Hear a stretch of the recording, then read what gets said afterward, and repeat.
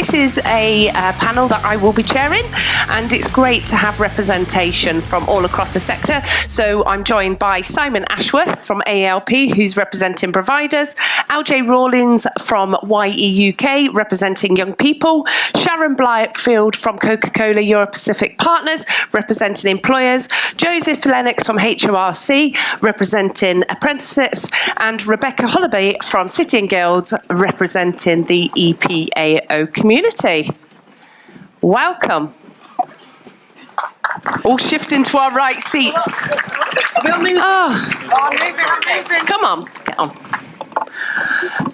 Okay, so I know some of you have been here all day, some of you not necessarily for all day, and I'm going to start with just something that's playing on my mind, and I've sat there, is I think about just before we went into elections, I wrote a ask, I suppose, to both DFE, IFATE, and Simon, you may have got the boring side of this where I copied you in, and I realised that I'd actually put 34 points of areas that I think we needed to focus on if we were going to make apprenticeships better. I'm not going to bore you with those 34 points, but my aim of that was to say just by changing one single thing isn't going to be the answer here. We need to transition into a new way where we've figured out what's working, what's not with the programme structure. We've figured what's working, what's not with the programme delivery, and the same applies to endpoint assessment. So collectively, we need to look at all those to actually go to the next phase of what apprenticeships look like. So we do recognise there are things that we need to improve, but just from your perspective, let's start with the good things, and then you can go into your areas that you'd potentially look to change, Simon. Let's think about the good things, isn't it? It's I think one of the things I picked up from listening to Derek was about resilience. I think we've got a very resilient sector because we're used to change. Change is the only sort of constant. I think we've actually got a really good system. It really frustrates me when people talk about the issues we've got with apprenticeships, the issues we've got with the levy. I think the levy's been fantastic. It's doubled the amount of investment we've got in apprenticeships, over 2.7 billion. So I think we've got the framework of a really good system. It definitely needs fine tuning. We need to get more people through. But I think the shift to an employer-led system with the funding that's available have been, some real positives around apprenticeships. But resilience and change, we're going to have some more change, and it's about how we can shape that change over the next month. So just picking up on that point around investment. So if we're thinking about what good is it starts or is it completions? That's a really good question, isn't it? When I used to work in a provider many years ago... I didn't put that on the list either. No, don't worry, I'm used to this one. When I worked in a provider many years ago, someone gave me some really good advice, and it was we're paid to get people through and complete, not about starts. So absolutely, I've been there, Holy Grail sometimes is about starts and feeding the machine and getting more learners on programme, but absolutely we need to get more people through at the end, and there's a range of reasons why we have some of those challenges. I mean, when I talk to the Treasury always point out to me that, one of the big changes in 2017 was about making apprenticeships tougher, longer, harder, so we shouldn't really necessarily compare what we had before to what we've got now. But for me, it is about we need to get more people through at the end. And we don't talk about the 3 million apprenticeships by 2025 anymore, do we? That seems to be a thing that's disappeared. Sharon, from your perspective as an employer, can you just give us a bit of an insight? You've been on a journey, Coca-Cola Europe Pacific Partners, use the whole total there, won't get into trouble by your brand team. Clearly made a decision that they wanted to invest in apprenticeships. How does that look and feel, and is there that full buy-in by your business, and have they seen the impact that apprenticeships do have? Well, firstly, I want to say two thanks. First, to the people who have stayed this afternoon, because I was really worried about the graveyard shift. And secondly, for you to get our company name correct. That is fantastic.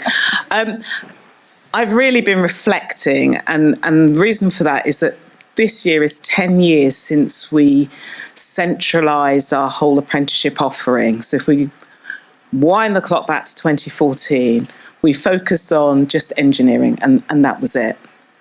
And the apprenticeship reforms that came in 2017 really changed the mindset of the organisation. One, it made us think about, well, how will we utilise the levy? But actually, this is a fantastic opportunity to not only bring in a lot more of a younger demographic into the organisation and create career pathways that we probably hadn't considered previously, but also to allow our existing employees to return to learning through a more formal, structured approach. And that then changed the whole mindset from an organisational perspective, right from the very senior leaders, right through all of the different levels of the workforce. And as a result of that, we celebrate apprentices and we celebrate apprenticeships and what's possible. But 10 years ago, that wasn't even there. And most people think to themselves, with a big brand like yours, surely you should have been doing lots and lots of apprenticeships. But actually, it needed a change for that focus to become part of our workforce planning. And so I have often said of the apprenticeship levy, especially in those early days, oh, I feel shackled, or it's really hard, it's really difficult.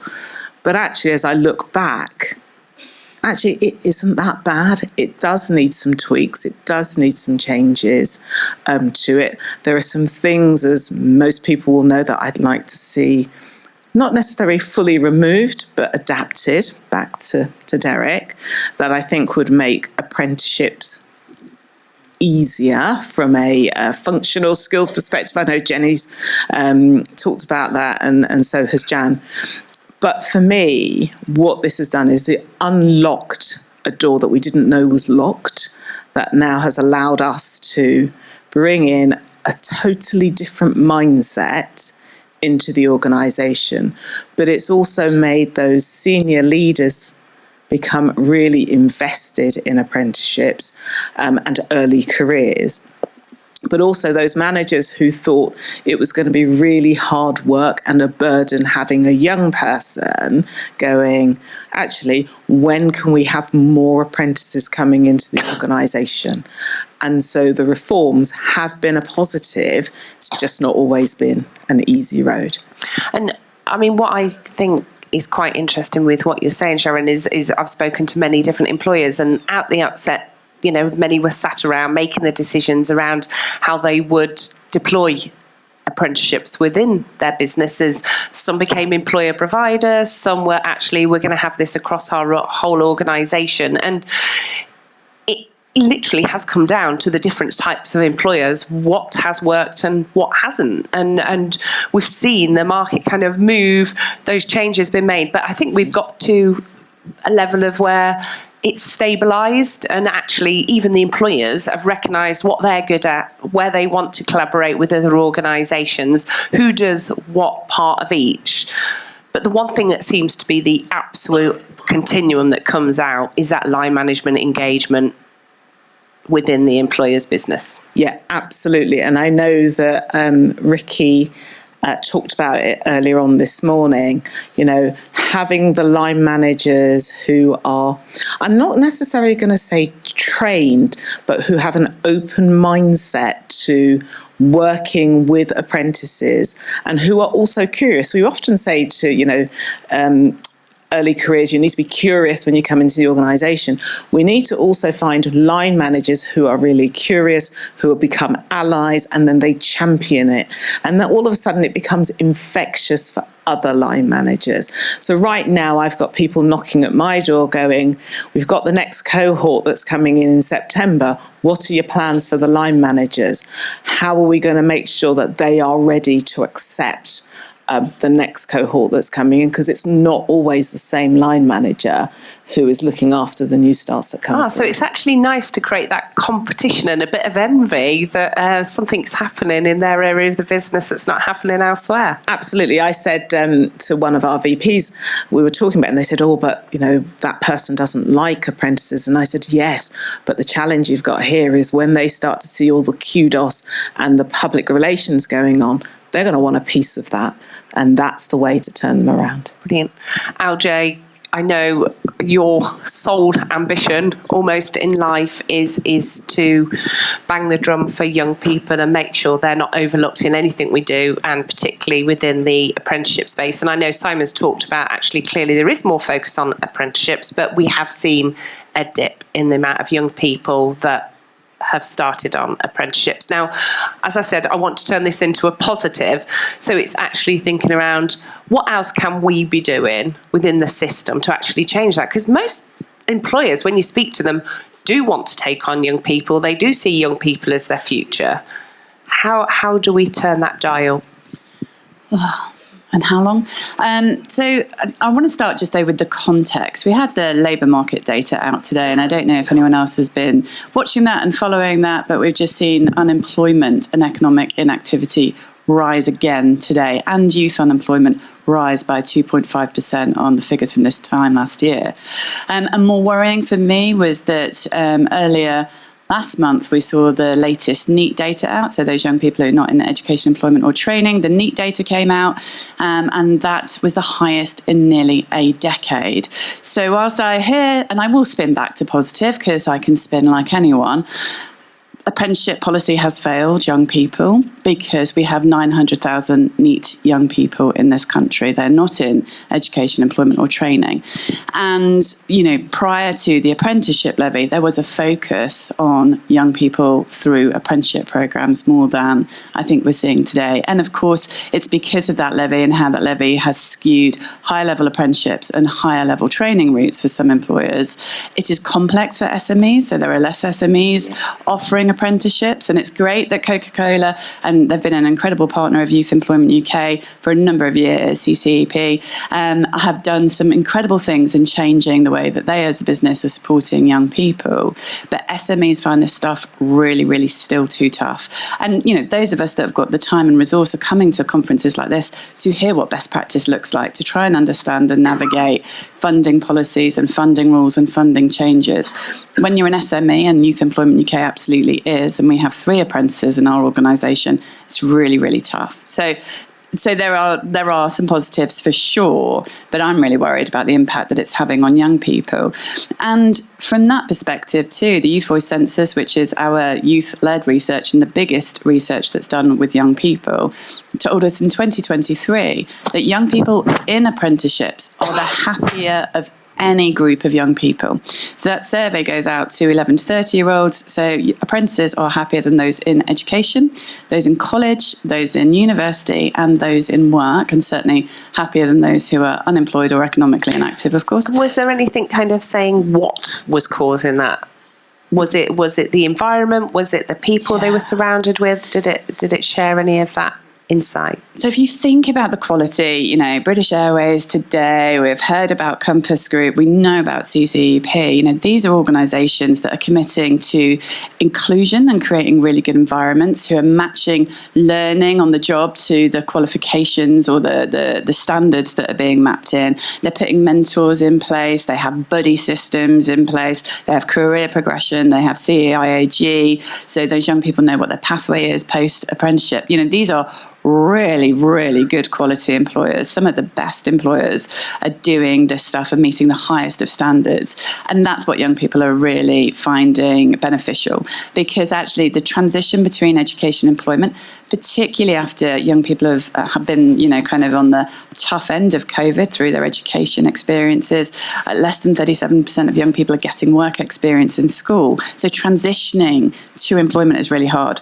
But coming into an apprenticeship with that support system, that nurturing environment, a good line manager, a good training provider, a good HR manager, actually really does make the difference for young people. And that's what's great about apprenticeships when they work. So when we turn to that, what does good look like?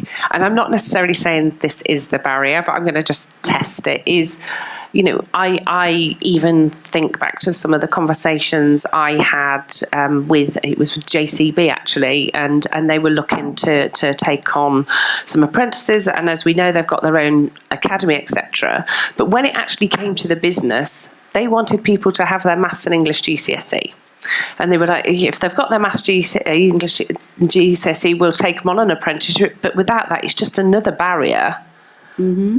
So quite often we talk about functional skills as in much more broadly, but how much of a barrier do we believe that hurdle is to employers taking on apprentices, because it is an additional hurdle to get individuals through? So, of course, and I'll probably let Sharon and others talk about the employer perspective, but less than 50% of young people are passing English and maths first time, right? So the education system, full stop, isn't working at that key stage 4 bit.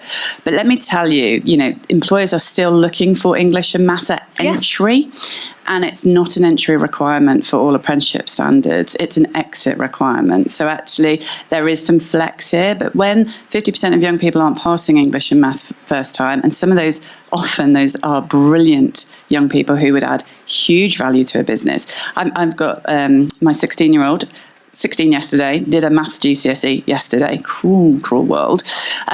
But she cannot wait to be finished maths because it's hard, and I couldn't help her with her maths GCSE. And how relevant is it to the world of work? But when we can explain to young people why this learning is relevant, they're usually very often super engaged with that learning because they can see the why. Things like Pythagoras theorem and, Achilles heel and all those other things that happen in maths GCSEs. It's very difficult unless you're going to go into pure maths to see why those things are important. So we have to really think about the whole system, and apprenticeships are part of that, but it's what's happening in our schools too that is leading to some of these challenges for employers. But having English and maths as an entry requirement or as a measure of success when 50% of young people aren't achieving it is a real problem for social mobility and inclusion, and I think it's holding employers and young people back massively. Thank you.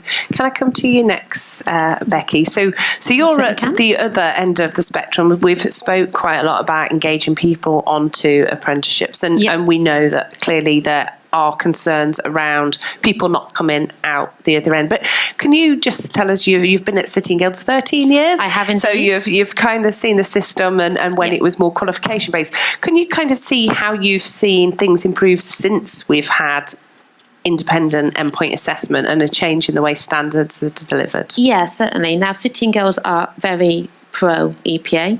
We absolutely agree it's the right thing for the sector. We hear lots of positive stories from learners, from providers, from employers about the change it's had and the impact it's had on learners coming out of the system. There is tweaks to be made that we'd like to see.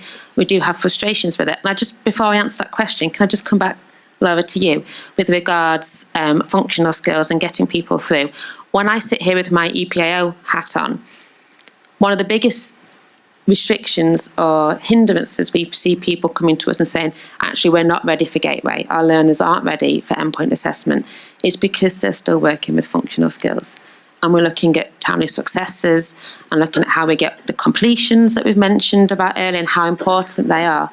This is a massive hurdle. Functional skills is a massive hurdle.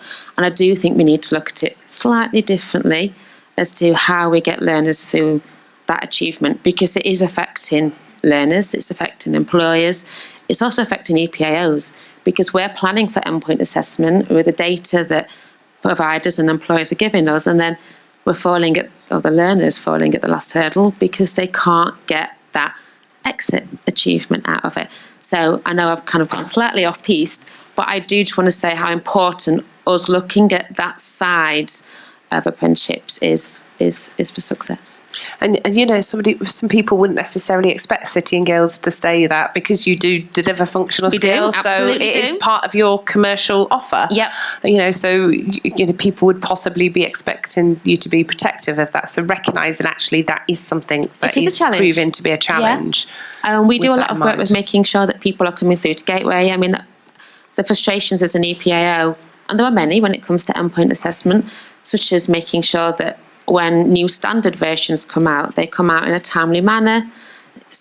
Awarding organisations and EPAOs have the time to plan for them so that we're giving the learner the best chance of success, that we're giving EPAOs the best chance to prepare. If we can prepare better, we're going to support the learner's success in EPA better. There's lots of things that we could do, but we're also realists. We can see the challenges that EPAOs and training providers and learners are having when it comes to EPA, and we all want it to be better. So it's about having open discussions. We're going to definitely come on to all that. That's, and I'm kind of leading into that, obviously. But we do admit that as much as there are massive benefits with endpoint assessment, we would like to see improvements as well. Brilliant. Joseph, you've heard a number of different people speak from their perspective, but the reason we all sit here is because we want apprentices to complete and then go on to succeed and make a positive contribution to our society. So you have completed your apprenticeship. Well done again. And for those who don't know, Joseph is also the current Multicultural Awards Apprentice of the Year until the next award. So again, congratulations for that as well. Hold your crown while it's still in place. Couple more months. So, we've kind of weaved in some of the positives, the negatives, our viewpoints. Talk about the impacts an apprenticeship has had on you and why you think they're a good thing. Yeah, so firstly, I was very worried listening to the answers from the brilliant people. As you can see, I'm not a director, a CEO or a manager yet, so I don't have that inside employer knowledge. But I think from a young person's perspective, as someone who went on an apprenticeship scheme, there were a few different barriers that I faced. Work experience being one, not knowing how to deal with a corporate environment. The simple things about working flexibly, not understanding how that works. That's quite scary to someone who doesn't have that resilience. And I think a lot of young people would get worried by that. So for me, I think there's a few things that were a bit challenging. I think the line manager point was great. I had 4 different managers. My first one, I had to argue that I was actually allowed off-the-job training time, but they didn't believe I did. So some managers aren't actually equipped to manage apprentices. But for me, I got a great manager who, once I got my new manager, was very different, very engaged, came to a lot of the events. So it really depends on that individual, which is quite annoying because you go, right, as an organisation, all managers should be great, but it's not the fact that all managers are great, because as an apprentice, there's only a few managers who, 1, took the time to understand what an apprenticeship programme is, 2, what it actually meant I needed to do and what I needed in my day job, what evidence I needed, and then actually putting that in place. And I think without having that manager who's going to go above and beyond for you, as a young person who has no idea how to make those things happen, that's quite difficult as a young person already as on an apprenticeship scheme. But I don't want to dwell on the negatives because I sit here today as a multicultural apprentice winner. We have so many ways of recognising talent in the sector. I've gone to so many different awarding organisations, and I think that's what makes me happy about apprenticeship schemes is we are so happy to go, right, we know how hard the scheme is. Let's throw a big party for those apprentices who've really gone through that difficult journey. So for me, I really love how the sector get together. I've been to a few conferences now, and I really love that when people come together and people stay, as Sharon said, thank you for staying. It's that commitment to what can we do more for apprentices. So I think that's a really important part. And then lastly, I think I always reflect on the fact that I've met some fantastic people of different organisations, and you have to think about how many conferences I had in the year as well. So I look at that as a great opportunity because instead of going, right, apprenticeships are out there, we're always going every year, right, the AAC, how can we do more? How can we make it better? And even though we know it's not perfect, it's not we're going to be complacent and just accept that the system is broken. It's that hunger to change the apprenticeship scheme. So I think there's a huge benefit to young people massively. I am living proof of that. I will always look back on apprenticeship schemes and say it changed my life. I don't think employers really know that when you take that apprentice on, and I'll be very honest, when I got my apprenticeship scheme, I did a lap around the house because I was so excited. I phoned my mum, I got the scheme, and it's you life-changing. got a distinction right as well. I did, Give you a shout out for that. I did, thank you very much. With Innovate, funnily enough. I didn't know him before. There's no declarations to be shared. So yeah, I think there's a lot that we do, but there are ways we can do more for sure. So with that in mind, we did say we're not going to talk politics today. So we're not going to talk politics, but we do know, we are being told continually, there's no more money in the system. There's no more money in the system. We've got to make the best of the money we've got with what we're doing. Funding bands aren't going to increase. Everything's going to cut. So there has to be a way of finding efficiencies and making things look better. So if we have that in mind, and we do not want to take away quality, because I think every single one of us here from every different thing, it recognises the improvement in quality we've had with the move from frameworks to standards. So how do we somehow capture all that great stuff and do it more efficiently? Because it will happen to us if we don't take control of it. So we've got a captive audience. I'm sure lots of people will have a view. And the fact that you've stayed this long, I'm sure we can chat after, before the awards as well. But what would good look like, recognising we're certainly not going to have funding band increases? I think that's the kind of simplest way. Who wants to chip in first on this one? Alj. So Youth Futures Foundation, who are the What Works Centre for Youth Unemployment, did a bit of research on the economic cost of youth unemployment. And if we were to bring our youth unemployment rate down to the same levels as some of the other OECD countries, around about 4.2%, we would save to the UK GDP £48 billion. Now, isn't that a cost saving? And maybe it's about making an argument about productivity and investing more in apprenticeships and apprenticeships for young people that drives that youth unemployment rate down and then the cost to GDP up. So actually, apprenticeships work. Apprenticeships for young people work. We should be advocating for more investment and more focused investment on those young people, because there's a real cost saving to the wider economy when young people are at work. So I'll start just with a financial kind of benefit to what we could do and what we could collectively be asking for, because these guys will do the technical bits. So everyone says there's no more money in the system, but when I look at my levy pot, there is money in it. So the question is, where is all the money going to? And I know Simon and I have had discussions about potentially where that money is. So that actually, I firmly believe there is money in the system. I think it's just being used inefficiently. And I just want to pick back up on the point on the functional skills. So if we change the way we do functional skills and we get more people through Gateway quicker, that in itself saves. Because right now, where you've got people going back and forth because they can't pass their functional skills. And just think how soul destroying that is for that individual. I have as well. we call them career builder apprentice, who has just sat their maths functional skills for the 4th time. And I got told yesterday that they hadn't passed. Are they a brilliant employee? They are a brilliant employee. They look after a team of 10. They have 6-digit budgets that they look after, but because they can't get that maths part of the functional skills, they cannot go to Gateway. And they cannot pass through Gateway. That is a massive inefficiency in the apprenticeship approach.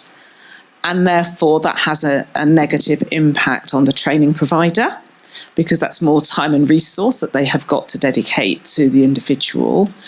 From an EPAO perspective, there's already been said, you're trying to get people through Gateway and you're trying to plan.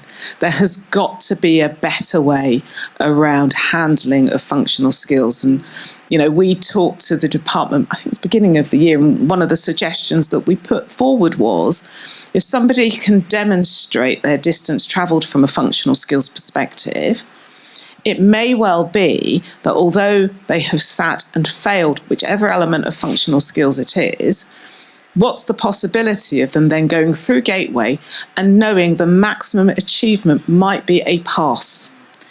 Okay, they can't get a distinction or a merit or anything like that, but they get a pass. So they've then achieved their apprenticeship, they've done the distance travelled for the functional skills, and they move on. And therefore, from a productivity perspective, they go back into their own organisation and increase there. So I think that there is just waste in the system, which is where the money is going into that black hole, rather than somebody really looking at it and going, do you know what?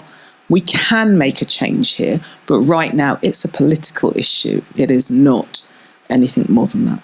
So, Joseph, just a very quick question. Yeah. So, do you believe that functional skills should or shouldn't be a barrier to completing an apprenticeship?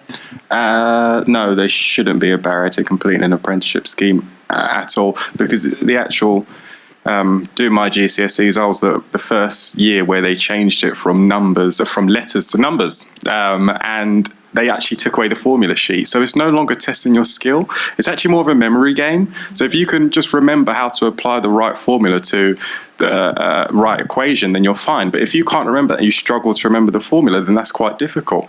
And as Sharon said, there are people who would demonstrate great financial knowledge, great mathematical knowledge, And good at their job. massively good at their job, but because, this very weird system of testing kids where we're using formula in which they'd never use it in their day job, why don't we test them on what they're actually doing? Why don't we apply it to what their job's doing, rather than going, right, everyone sit this one test. If you pass, great. If you don't, keep trying. But that actually limits you to developing your career. So for me, I look back, if I had to do functional skills while doing my scheme, I think that's very disheartening, trying to manage your day job, trying to do your apprenticeship scheme, but also playing a game of catch-up where you've got to try and get to the point where people go, actually, you're ready. I think it's crazy. And if someone told me as a senior strategy advisor now who's worked on some big cases, who's done some great stuff, and they'd said, oh, but you can't finish your EPA just because of those functional skills, you'd be thinking, but wait a minute, I'm very effective at my job. You've said that, but I just can't get this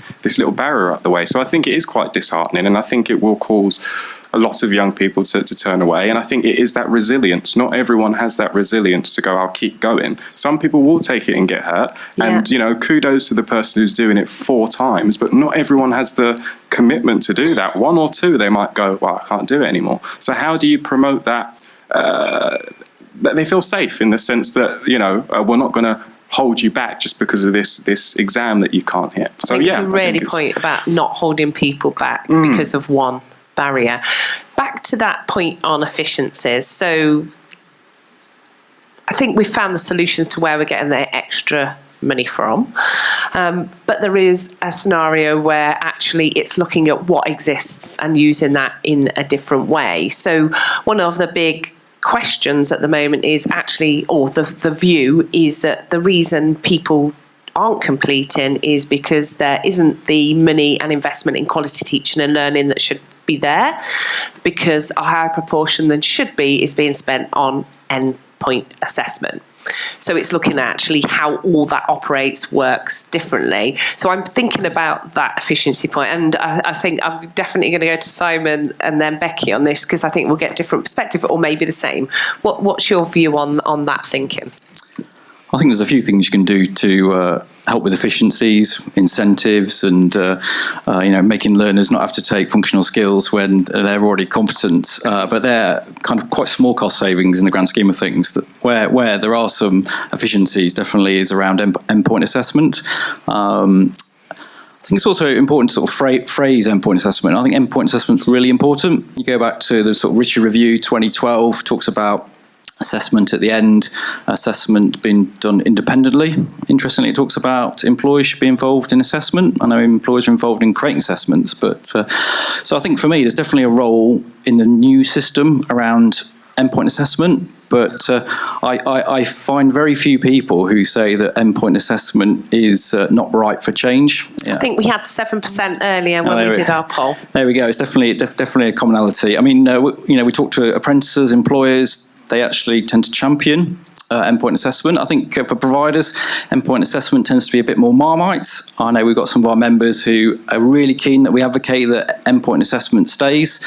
Others who see it as adds a load of complexity to the system. But we should definitely retain endpoint assessment, but I think we could do it in a much more proportionate, simplified, streamlined way. We need to get people through as quickly as possible. And I think having endpoint assessment, which takes sort of 3 months, 6 months, 9 months or whatever some of these are. It's just far too long. So definitely some saving there we could repurpose and use on the programme. 98% of the apprenticeship programme has been spent over the last 2 years, and I understand when the results get published again, even more will be spent. So there's not much headroom at the moment. So we do need to be creative in how we operate moving forward. But I think that whole point around actually people do advocate for endpoint assessment, and again, as the poll said earlier, but there needs to be some it needs to change. You know, it has been made overcomplicated. It has become so unwieldy and so big in so many ways.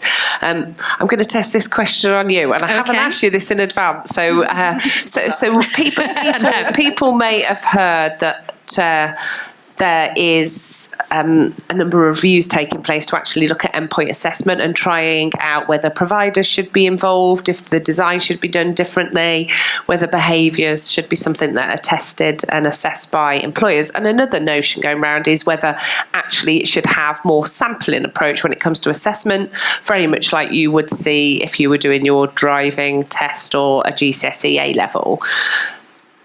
Is that the right way of thinking of it? And the reason I say that is it actually that instead of having 1,000 KSBs that need to be covered, that actually you have a more manageable amount of KSBs in the first place, rather than trying to make something so big and force it into so many years of duration?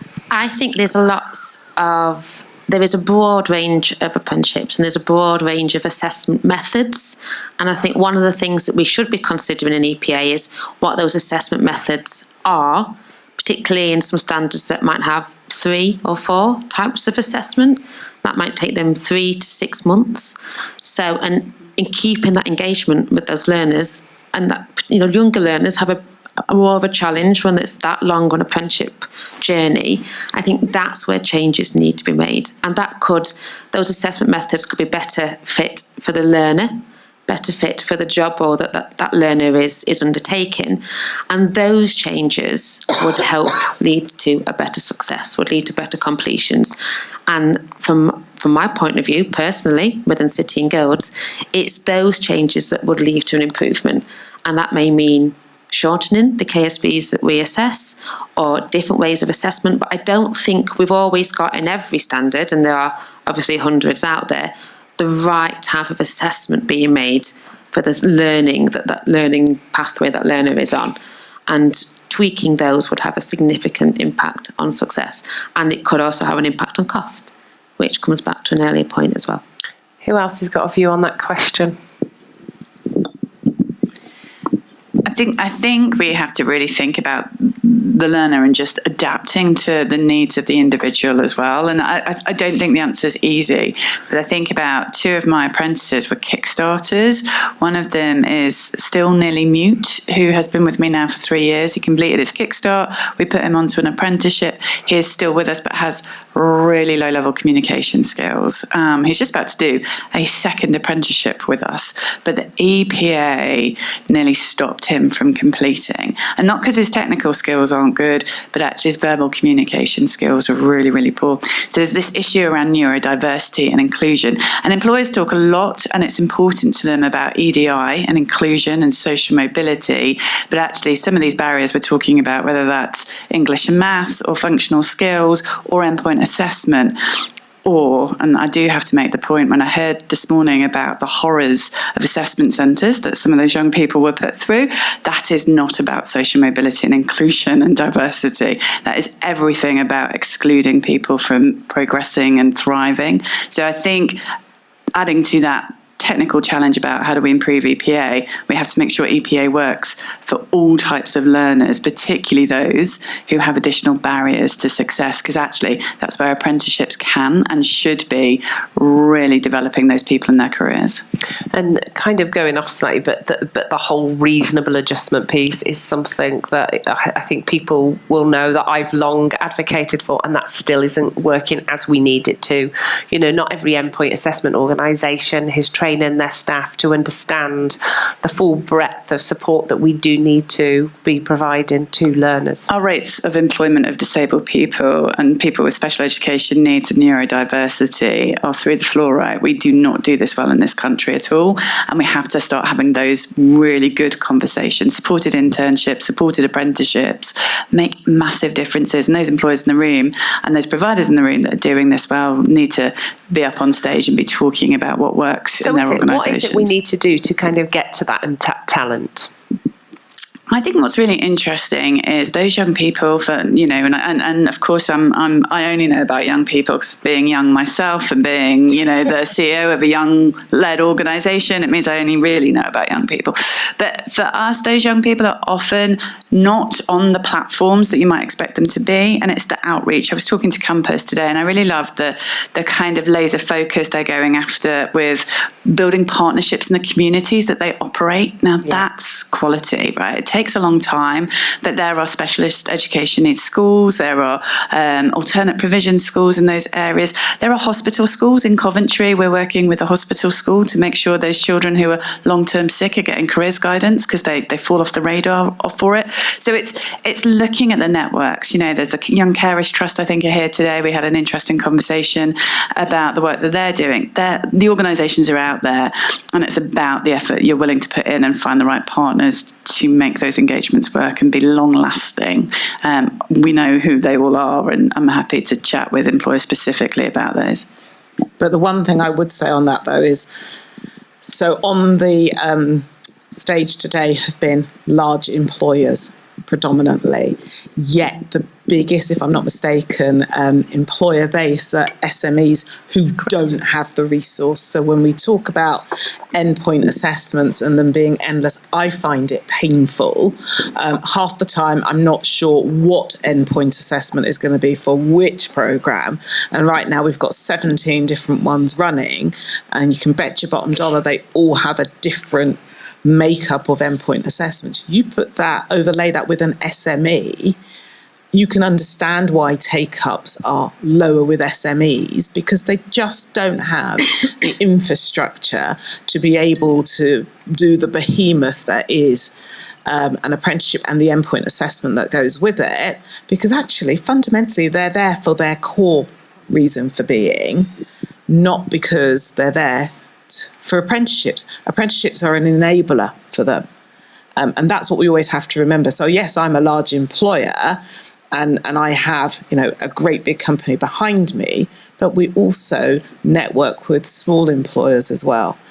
And we also have to remember whatever we say we want to do to fix the problem, it has to be right for everybody, not just for those who are big. Perfect lead in. So I now need to do the scooping of everything we're saying and actually come up with what is good. This is all about the apprenticeship brand. We're all celebrating it. We all clearly love it. We all can see the impact it has. Let's scoop all of this up and all give me a bit of an insight into what good looks like in your mind.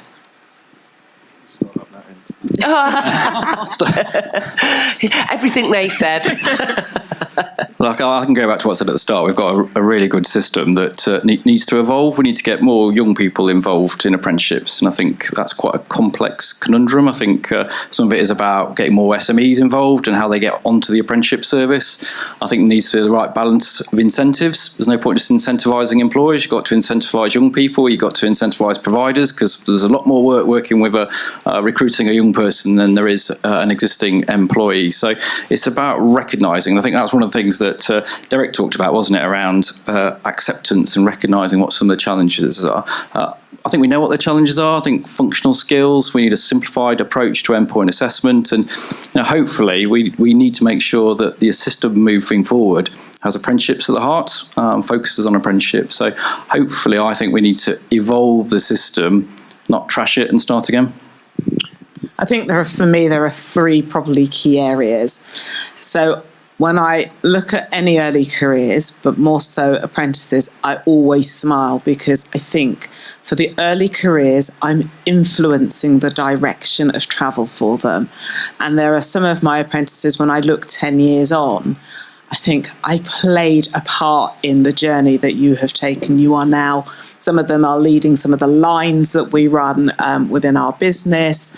There are managers who are in our business, some who came in at level 2 who are doing degrees. I think, I've played a part within that.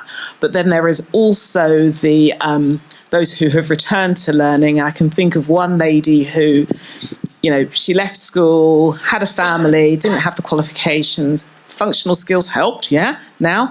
But she did her level 3. She's just completed her level 5, and she has this thirst for learning. But when she was in formal education, that just wasn't there. And then the final thing for me, what then tells us what good really looks like, is the pride that I see on the family and friends when our apprentices complete their programme and we celebrate them all together. That for me says that's a massive tick in the apprenticeship space. I can't recreate the pride on that person's face. So one of the things we're hoping to see in the manifestos, which is a political small p, is guaranteeing an opportunity for every young person in this country. And I think we're starting to get a bit of mood music from one or two of the parties on a young person's guarantee, which is something Youth Employment UK and a number of our partners have been talking about. So that's pretty exciting. It feels like there's a good focus on young people coming from some of the parties, and I'm here to champion that for sure. Youth Employment UK, we're home to the Good Youth Employment Standards. So that's what good looks like, is every employer committing and signing up to being an employer proud to be part of the Good Youth Employment Standards. Will only shift the standard here when we're all driving in the same direction. So for me, those standards that are co-created by young people of what they need, what they're telling us year on year in the Youth Voice Census, is something we all should be keeping abreast of. It's part of our commitment, I think, to quality, that we're going to the place young people are at and not trying to make young people come to the place that we want to stay. Because back to Derek, in that comfort zone piece, right, we're trying to keep in our comfort zone piece of being employers, as opposed to being where young people are most comfortable and bringing them on the journey. So that's what really good employment looks like. And I think, we shouldn't lose sight of that. Is we have seen some very articulate young people today who clearly know what good looks like. We need to make sure they're in the conversation. I think that's massively important. And absolutely. And I'd always want to be at an apprenticeship conference when apprentices are here. And I think that's been done extremely well today, Jagdeep. I have felt that presence and that insight. But let's also remember that the young people that can stand up here, and it's really scary too, right, are not all young people. No, not representative of and it's not representative. And actually, when we think about those neat young people, those young people with additional barriers, they probably aren't necessarily going to be the standout ones. So we have to work really hard to find those young people in our system too, as well as celebrating the ones that we've heard from today. Brilliant, thank you. I think what good looks like from an EPO perspective is true collaboration, and kind of linking back having apprentices here, the employer, the provider. We see the benefit of learners who are coming out, and they give fantastic feedback about their employer did this IE put me at ease when I was talking. It's that hand-holding collaboration and making that learner at the heart of what we're all here for, which is their success and their growth. And I think we just need to keep thinking and putting the heart of the learner at everything we do, and the rest of it should follow through. So as we've said continually, the learner is at the heart of everything we do. So you have got the privilege then, Joseph, of the last word. They've said it. No, I'm joking. No, I think that they're absolutely spot on. I go into 4 words: opportunity, accessibility, promotion, and support. So opportunity in the sense that we have to make sure that there's opportunities for young people. So let's speak to young people. What careers are they interested in? There's no point employers going, we've got 20 apprenticeships out here, but no one wants them. If young people don't want the job, there's no point pushing those jobs out. Accessibility, we spoke about individuals who have unique sort of needs to them, who have specific needs, health needs, who have all sorts of different requirements. How do we make sure that we pitch apprenticeships at the level where it doesn't matter, we're not going to discriminate on any way, you're more than welcome to come along and we'll support you to make sure. So I think that links massively in with the support. But the support is also looking at not just how we support, but how do we support the families at home? Because a lot of the time we push it and go, great, apprenticeships are great, but when they get home and their parents have never heard about the schemes and they're going, nah, that's not happening. How do you tell them how brilliant it is to get onto a scheme at home as well? And I think it's also pushing it into schools. So again, support in schools so teachers know about apprenticeship schemes. We have to remember not a lot of teachers would have done an apprenticeship scheme, so they don't know the ins and outs, how to talk about it. But university, because they've been most of the time, they can talk about exactly what uni looks like and you get that perfect picture. So that's the last one on support. And my last point is promotion.